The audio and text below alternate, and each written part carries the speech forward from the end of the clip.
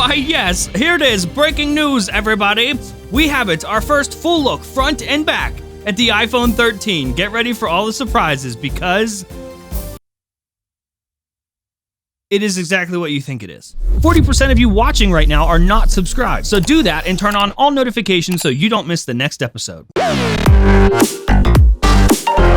Yo, what's going on, guys? Welcome back to Front Page Tech, FPT. Why do you watch this show? It's the beginning of the week. Well, it's Tuesday, it's the beginning of something, which means a new episode of Genius Bar is out on all your favorite podcast apps. Just search for it, look for it. Or click one of the links down in the description below if I remember to put them there. And I am telling you right now, if you go listen to this week's episode, I will give all of you $4 at the time of my choosing. Could be today, could be tomorrow, could be 2067. Who's to say, really? I don't make the rules. All right, let's talk about tech news. All right, so first up for the day, story numero uno. How about an iPhone leak to kick things off, huh? Leaker Love to Dream, who is breaking my balls with how mysterious he chooses to be, he tweeted out that the new iMac screen is, quote, and this is a translation, by the way, really big. Bigger than the biggest one. So with the upcoming new iMac redesign, it'll be bigger.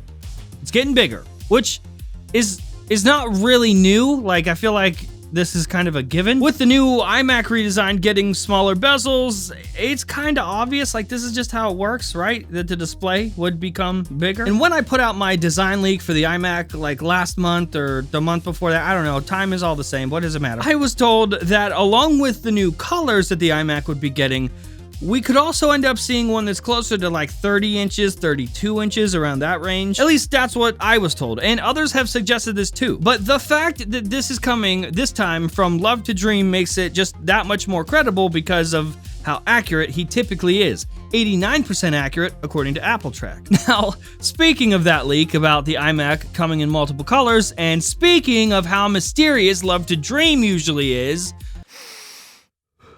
oh God. I'm gonna have an aneurysm.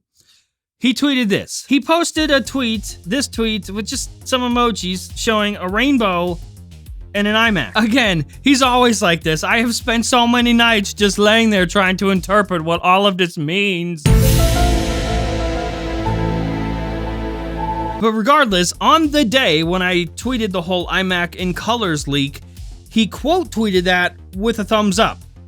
So, you know, take that however you want. Man, I would just really love to see Apple release an iMac earlier than we're all expecting, even if it's like a somewhat staggered release. Like, you know, maybe we get one size sooner and then another size later in the year. Cool, I'll be happy with that. All I know is that when this happens, when this redesigned M1 iMac finally drops, finally releases, I am going to buy one. I'm going to spend all my YouTube monies on it. I'm gonna do it, and there's nothing Tim Cook can do about it.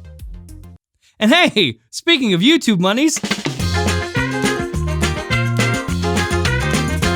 if you watch this show, then you already know I love WeVPN. And right now, it's their birthday! Happy birthday, WeVPN! It has officially been a full year since the guys at WeVPN left their day jobs over at those other VPN companies to instead create one of their own that they truly believe in. A super fast, super safe, and secure VPN that actually puts its users first. And right now, to celebrate their birthday, they're offering you the lowest prices they ever have. They're like, happy birthday to us. Sure, we'll take less money. Get a 2-year plan at 73% off with 2 months free for just $269 a month.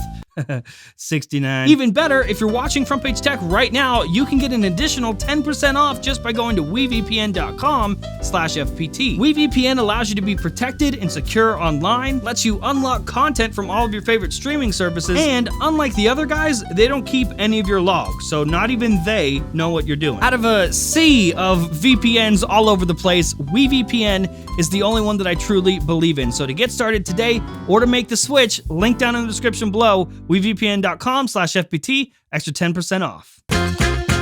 Okay, welcome back. So, speaking of Tim Cook, he's donezo.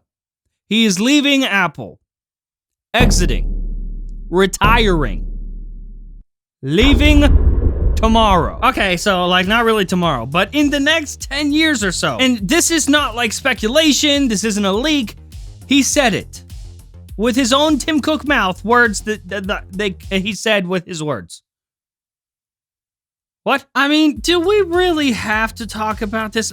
Like maybe if we don't talk about it, it'll make it not true, and we'll just pretend he didn't say it. I mean, if you've watched this channel for a while, then you know exactly how I feel about Tim Cook as CEO. I made a whole video about this just like a couple years ago called Apple is Better Without Steve Jobs. And hang on, all right, before you get all flustered, before you get all up in your feelings, Steve Jobs is a legend. You don't know what you're talking about. There would be no Apple without Steve Jobs. Oh, I can't believe you've done this. Just calm down, all right? Put an ice cube in your asshole and relax. Here, I happen to have one. The video is about how, at this point in history, Apple is better off with Tim Cook as CEO. Not how Tim Cook should have always been CEO from the very beginning. No, nothing like that. Just about here, right now. I strongly believe that Tim Cook is better for Apple than Steve Jobs would be right now. It's honestly one of the videos that I am most proud of. Like, out of everything I've made, I'm very proud of this video. So I highly encourage you to watch it. I'll leave a link to it down in the description. Even if you don't think I can change your mind, just give it a shot. So needless to say, that this news that we just got about Tim Cook saying that he is gonna be leaving makes me very, very, very nervous. I'm not gonna lie. In his latest interview, when asked about his next 10 years at Apple, his response was this. So 10 years, are you gonna be at Apple 10 more years? 10 more years, I probably not, but I can tell you that I feel great right now.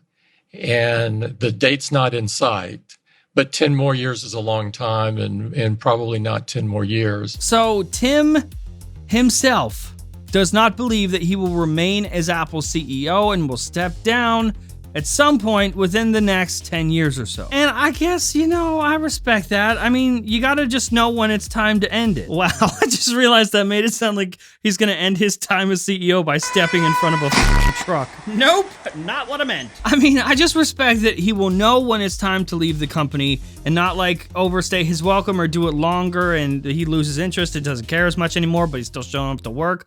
Like those old men that just want to get away from their wives so they still go to work, even though they totally should just retire. Just take it easy, bro. Just sit down. Yeah, I respect it, but it makes me very uneasy, is the best word. Uneasy. Yes, I will use that word myself. It makes me nervous for what's next. Like the values and ideals at Apple seem so specific and so delicate that it could just all be undone by the wrong person, whoever's next in line for CEO. So let's just hope, as Steve did when he picked Tim Cook, that the choice for CEO will be a great one and will be a person that will keep the company's core values intact. I guess we can start having a little bit of fun, right? Who do you want to see as the next CEO of Apple? Like, if they announced it tomorrow, who would you be like, yep, good choice, that's the guy? Would it be Phil Schiller? Maybe, but I won't know because he blocked me on Twitter. But more than anything, more than anybody there, oh, it feels so good. I would love to see Craig Federighi step up as CEO of Apple after Tim Cook. That's it, all right? That is my ideal scenario. If Tim Cook leaves, all right, I'll be very sad. But if they announce that Craig is next, I'll be like, yep, all right, less sad about this now. All right, so third story, last up for the day, we have ourselves a very, very interesting iPhone 13 leak. Japanese website,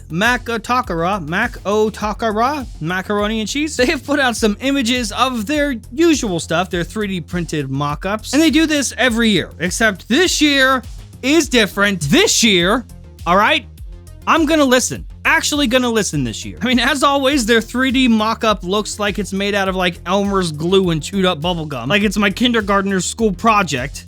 But honestly, if my kid brought this thing home to show me like, hey dad, this is my project. I made this with my hands, I wouldn't be proud of him. I'd be like, yeah, all right, that's cool. But like, don't tell anyone I'm your dad. All in all, it looks a lot like the images that we saw last week of that smaller notch. These front glass panels of the iPhone 13 that leaked via Mac rumors. It also looks a lot like the hardware engineering sketch that I leaked way last year of this exact same design. So again, everything seems to be lining up here. But here is where it's different, okay? here's where this year Jern is different than last year Jern. Last year, Makatakura, they gave us our very first look at the iPhone 12. The issue was that nobody listened. Nobody believed them. We all thought a shorter notch was coming with the iPhone 12, so of course we looked at this and we were like, well, that ain't it. And then this little doohickey down here on the side, we all assumed that this was some sort of smart connector because we are dumb. So again, we were like, oh, this is fake. This isn't real. Turns out,